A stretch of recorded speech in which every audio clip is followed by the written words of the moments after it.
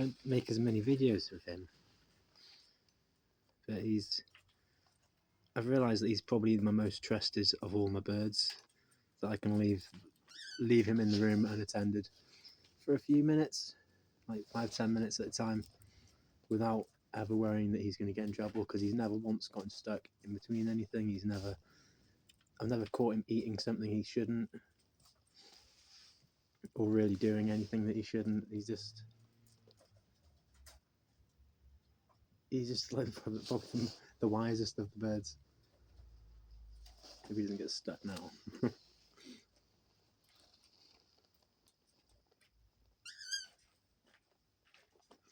Yeah, I went out the other day to go to work for a few hours and came back, and Emma had escaped her cage. She'd pushed the door open by doing that thing where she flies backwards and forwards to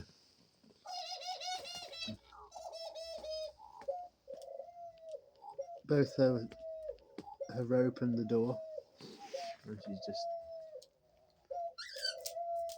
acting like a boy again.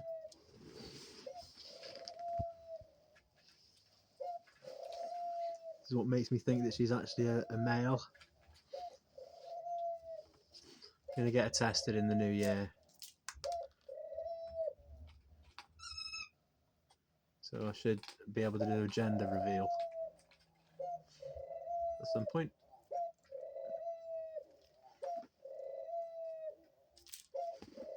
Because I don't want to be in a position where I end up buying a male if she is a male, you know.